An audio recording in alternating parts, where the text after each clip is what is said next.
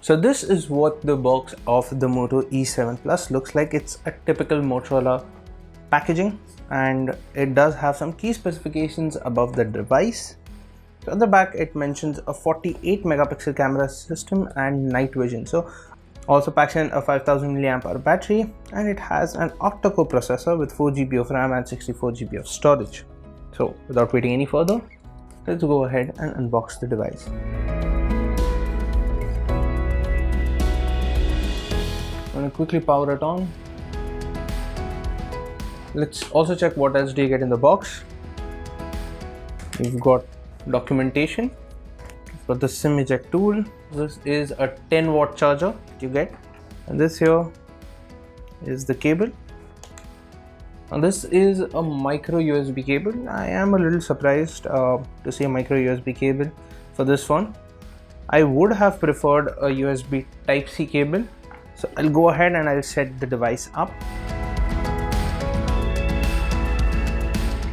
It's checking for updates. So while it is doing it, let me just talk about the phone. So at the front you've got a 6.5-inch HD plus display. It is the taller 20:9 aspect ratio. On the side, as you can see, the sides are quite flat, and it kind of reminds me of the Moto G9 design as well, wherein it was a little flat. It doesn't curve smoothly.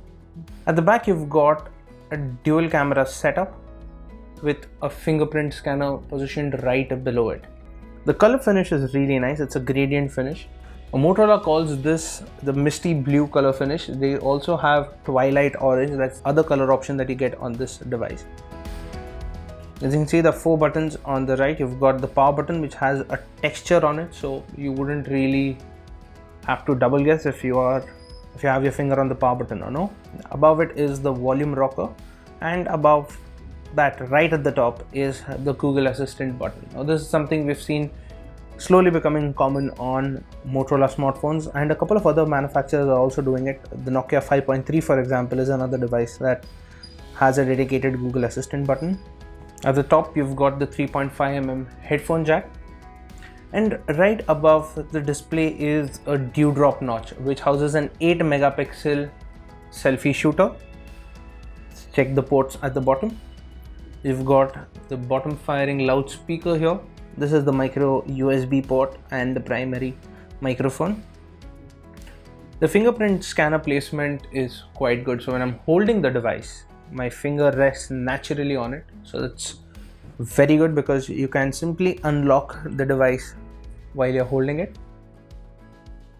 The phone packs in a 5000 mAh battery, and that's the reason why it is slightly thick. It's not too thick, but I wouldn't say it's very slim either.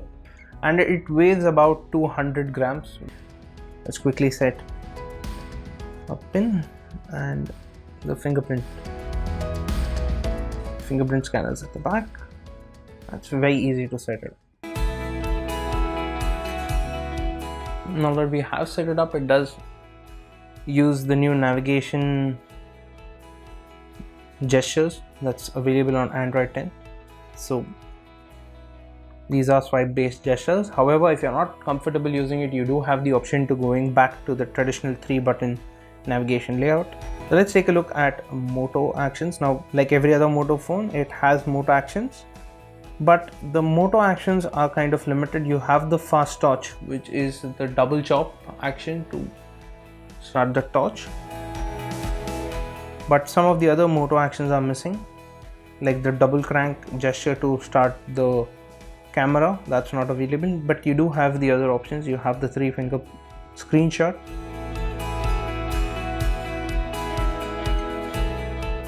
Motor display is also present on the device. It does not have a lot of bloatware, which is a good thing, and it's a rare thing as well because most smartphones in this price range do have a couple of pre-installed apps. I only see Facebook, which is pre-installed here on this device, and you can go ahead and uninstall it if you don't want it.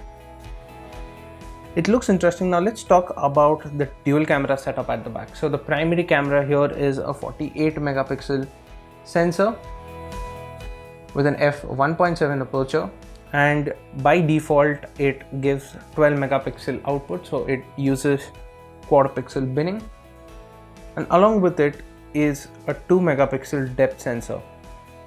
The smartphone is powered by a Qualcomm Snapdragon 460 SoC. Now, this is the first smartphone I am reviewing with the Qualcomm Snapdragon 460. However, there are a few other devices in the market with the exact same processor, and Motorola has launched it in one variant only. So you have 4 GB of RAM and 64 GB of storage. There's only one variant available for it.